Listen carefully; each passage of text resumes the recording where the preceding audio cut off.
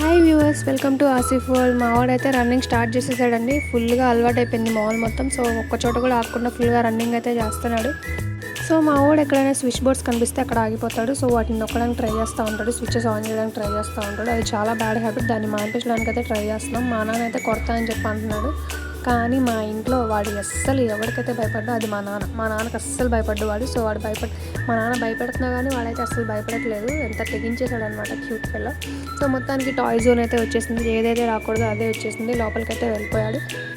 So మా ఊళ్ళో ఉన్న గుడ్ క్వాలిటీ ఏంటంటే ఏదైనా టచ్ చేయొద్దు, కింద పడడానికి ట్రై చేయొద్దు అంటే మాత్రం సైలెంట్ అయిపోతాడు. జస్ట్ అలా చూస్తాడు. టచ్ చేసినా కూడా దాన్ని బయటికి తీయడం, పడేయడం అలాంటి బ్యాడ్ హ్యాబిట్స్ అయితే చేయడం అనమాట. చెప్తే వింటాడు గుడ్ బాయ్. సో ఒక్కోటి అలా టచ్ చేసుకుంటూ వెళ్తున్నాడు. బయటకు అయితే తీయట్లేదు. గుడ్ బాయ్ అని చెప్పాను కదా. సో అట్లా వాడికి కనిపించిన టూత్ బ్రష్ అయితే కనిపించిందనమాట. సో ఆల్రెడీ అక్కడ చూసాం కదా, అదే కదా ఇది అని చెప్పి బయటకు అయితే తీస్తాడు. అవును అదే నాన్న, మన ఇంట్లో కూడా ఉంది కదా, పెట్టేసే అక్కడ అని చెప్తే సైలెంట్గా పెట్టేశాడనమాట.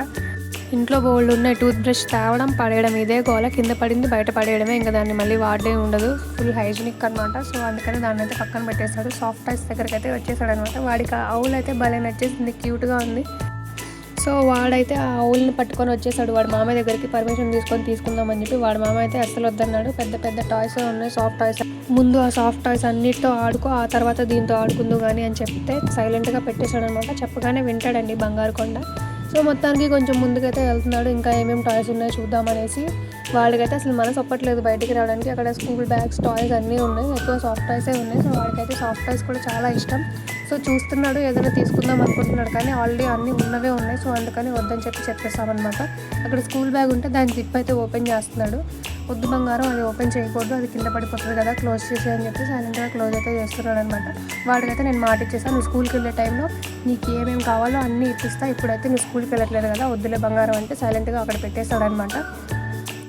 సో మొత్తానికి మా వాడిని అయితే టాయ్ జోన్ నుంచి బయటకైతే తీసుకొచ్చేసాం. సో నడిచి అల్లుడు అలసిపోయి ఉంటాడని మా అన్నయ్య అయితే ఎత్తేసుకున్నాడు వాడిని. అలాగే ఎస్కలేటర్ దగ్గర అయితే కేర్ఫుల్గా ఉండాలని చెప్పేసి వాడిని అయితే ఎత్తుకున్నాడు. మా అన్నయ్యకి అయితే మా ముగ్గురు మీద నమ్మకం లేదు. ఎస్కలేటర్ దగ్గర చాలా జాగ్రత్తగా ఉండాలి పిల్లాడితో అని చెప్పి వాడే తీసుకున్నాడు అనమాట.